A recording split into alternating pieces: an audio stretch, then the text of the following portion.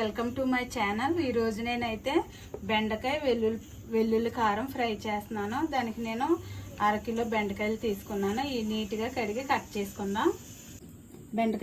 బెండకాయలు అయితే ఇలాగా పొడవుగా కట్ చేసుకోవాలి ఫ్రెండ్స్. ఇలా చేసుకుంటే బాగా మనకి డీప్ ఫ్రై అవుతాయి.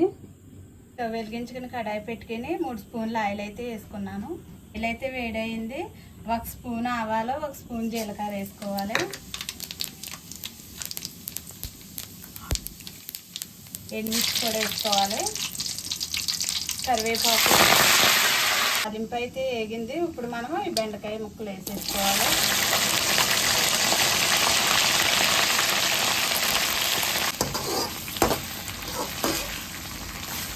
బెండకాయ ముక్కలు వేగేటప్పుడు ఒక 1/2 స్పూన్ సాల్ట్ వేసుకోవాలి.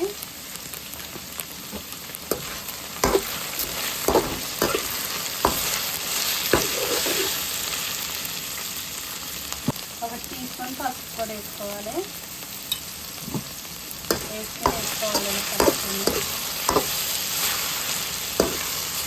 బెండకాయ ముక్కలు అయితే ఇలా ఫ్రై చేసుకోవాలి ఫ్రెండ్స్. మూత పెట్టకూడదు. మూత పెడితే జిగురు వచ్చేది.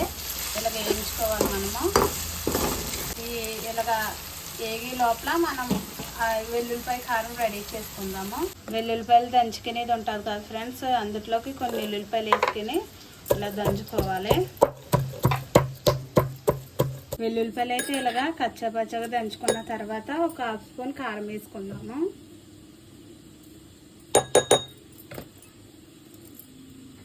ఒక చిటికెడు సాల్ట్ కూడా వేసుకోవాలి. ఇప్పుడు ఈ 3 దంచుకోవాలి. ఇలాగా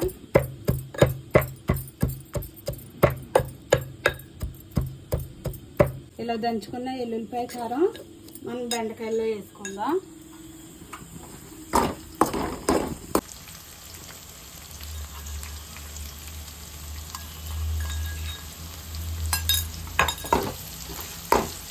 ఇలా కలుపుకొని వేసుకోవాలి.